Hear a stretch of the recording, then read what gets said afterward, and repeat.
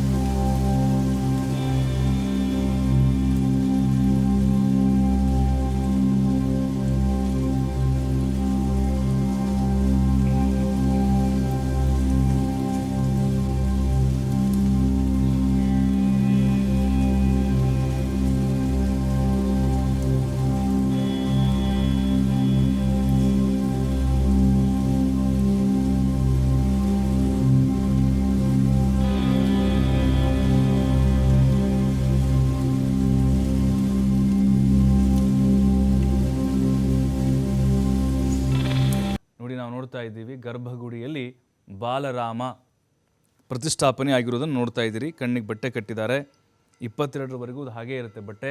ಅವತ್ತು 12:30ಕ್ಕೆ ಏನು ಶುಭ ಮುಹೂರ್ತದಲ್ಲಿ ಲಗ್ನದಲ್ಲಿ ಪೂಜಾ ಕೈಂಕರ್ಯಗಳು ನಿರ್ವಹಿಸ್ತಾರೆ. ಆ ಸಂದರ್ಭದಲ್ಲಿ ಆ ಬಟ್ಟೆಯನ್ನು ತೆಗೆದು ಆವಾಹನೆಯನ್ನು ಮಾಡಲಾಗುತ್ತೆ.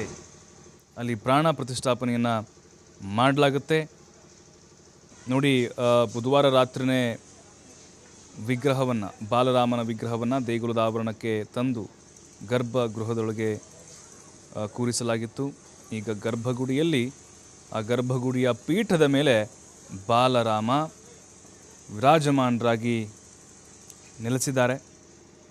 ಅರ್ಚಕರ ಸಮ್ಮುಖದಲ್ಲಿ ಜಲಧಿವಾಸ, ಗಣೇಶ್ ಪೂಜೆ, ವರ್ಣಪೂಜೆ ಮೊದಲಾದಂಥ ಪೂಜಾ ವಿಧಿವಿಧಾನಗಳನ್ನು ನೆರವೇರಿಸಲಾಯಿತು. 12:30 ಆದಮೇಲೆ ಪೀಠದ ಮೇಲೆ ಕೂರಿಸಲಾಯಿತು. ನೋಡಿ, ಇದೇ ಫೈನಲ್. ಈಗೇನು ಫೋಟೋ ನೋಡ್ತಿದ್ದೀರಲ್ವ ನೀವು, ಇದೇ ಗರ್ಭಗುಡಿ, ಇದೇ ಬಾಲರಾಮ, ನಮ್ಮ ಕರ್ನಾಟಕದ ಶಿಲ್ಪಿ ಕೆತ್ತಿರುವಂತಹ ಬಾಲರಾಮ ಇಡೀ ದೇಶದ ಭಾವನೆಗಳ ಒಂದು ಸಂಕೇತ. ಅಂದರೆ ನಮ್ಮ ದೇಶದ ಕೋಟ್ಯಾನುಕೋಟಿ ಭಕ್ತಾದಿಗಳ ಒಂದು ಸಂಕೇತವಾಗಿ ಅಲ್ಲಿ ಅನುಷ್ಠಾನ ಆಗಿದೆ. ಪೀಠದ ಮೇಲೀಗ ವಿರಾಜಮಾನರಾಗಿ ರಾಮ ಕೂತಿದ್ದಾರೆ.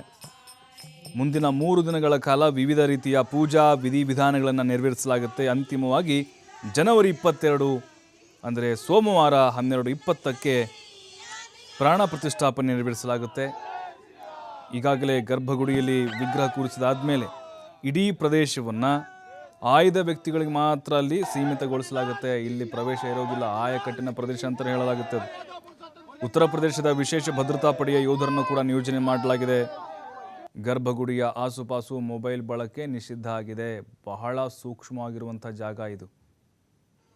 ನೋಡಿ, ಅಲ್ಲಿ ಹೋಗುವಂಥ ಸುಲಭ ಅಲ್ಲ. ಬಹಳ ಬಂದೋಬಸ್ತಿದೆ. ಈಗ ಅಲ್ಲಿ ಕಾಕಿ ಕೋಟೆನೇ ಇದೆ. ಇನ್ನು ಅಗ್ನಿಕುಂಡದಲ್ಲಿ ಯಾಗವನ್ನು ಕೂಡ ಇವತ್ತು ಮಾಡಲಾಗುತ್ತೆ. ವೇದ ಮಂತ್ರಗಳನ್ನು ಅನುಸರಿಸ್ತಾರೆ. ವಿಶೇಷವಾದಂಥ ವಿಧಾನಗಳ ಮೂಲಕ ಅಗ್ನಿಯನ್ನು ಇವತ್ತು ಬಾಲರಾಮನಿಗೆ ಬೆಳಗಿಸ್ತಾರೆ. ಅಗ್ನಿ ಸ್ಥಾಪನೆ ಆಗುತ್ತೆ, ನವಗ್ರಹ ಸ್ಥಾಪನೆ ಆಗುತ್ತೆ, ಹೋಮ ಹವನಗಳು ಕೂಡ ಇವತ್ತಿನ ವಿಧಿವಿಧಾನಗಳು ನಡೀತವೆ. ಅದರಲ್ಲೂ ಬಾಲರಾಮನ ಒಂದು ಪ್ರತಿಷ್ಠಾಪನೆ ಏನಾಗಿದೆ, ಪ್ರಾಣ ಪ್ರತಿಷ್ಠಾಪನೆ ಬೇರೆ, ಪ್ರತಿಷ್ಠಾಪನೆ ಬೇರೆ. ಅಂದರೆ ಒಂದು ಮೂರ್ತಿಯನ್ನು ಗರ್ಭಗುಡಿಯಲ್ಲಿ ಅದನ್ನು ಅಲ್ಲಿ ಕೂರಿಸೋದು ಅಥವಾ ಅಲ್ಲಿ ಪ್ರತಿಷ್ಠಾಪನೆ ಮಾಡೋದು ಇದೊಂದು ಹಂತ. ಅದಾದ ಮೇಲೆ ಅದಕ್ಕೆ ಆವಾಹನೆಯನ್ನು ಮಾಡುವುದು, ಅದಕ್ಕೆ ದೈವತ್ವದ ರೂಪವನ್ನು ಕೊಡೋದು, ಈ ರೀತಿಯ ಒಂದು ನಂಬಿಕೆ ಆಚರಣೆಗಳು. ಅವತ್ತು 100 ಅರ್ಚಕರಿಂದ ವಿವಿಧ ರೀತಿಯಾದಂಥ ಹೋಮ ಹವನಗಳು ನೆರವೇರುತ್ತೆ. ಭವ್ಯವಾದಂತಹ ರಾಮ ಮಂದಿರ ಅಯೋಧ್ಯೆಯಲ್ಲಿ ತಲೆ ಎತ್ತಿದೆ. 500 ವರ್ಷಗಳ ಹಿಂದಿನ ಆ ಗತ ವೈಭವ ನಮಗೆ ಕಾಣಕ್ಕೆ ಸಿಗ್ತಾ ಇದೆ. ಅಯೋಧ್ಯೆಗೆ ಹೋದರೆ ಈಗ ರಾಜ ಬೀದಿಗಳು ಕಂಗೊಳಿಸ್ತಾ ಇದ್ದಾವೆ. ಸ್ವರ್ಗವೇ ಧರೆಗಿಳಿದಂತೆ ಭಾಸವಾಗ್ತಾ ಇದೆ. ಅದರಲ್ಲೂ ಆ ಕೆತ್ತನೆಗಳು, ಆ ಶಿಲ್ಪಗಳು, ಆ ಕಲಾಕೃತಿಗಳು, ಆ ಭಜನೆ, ಅವೆಲ್ಲವೂ ಕೂಡ ಜೈ ಶ್ರೀರಾಮ್ ಅನ್ನುವಂಥ ಘೋಷಣೆಗಳು, ಆ ಭಕ್ತರ ಉದ್ಗಾರ, ಅಂದರೆ ಆ ರಾಮಾಯಣವೇ ನಮ್ಮ ಕಣ್ಮುಂದೆ ಬಂದು ಹೋಗುತ್ತೆ. ಆ ರೀತಿಯಾಗಿ ಸಂಭ್ರಮ ಸಡಗರ ಮನೆ ಮಾಡಿದೆ.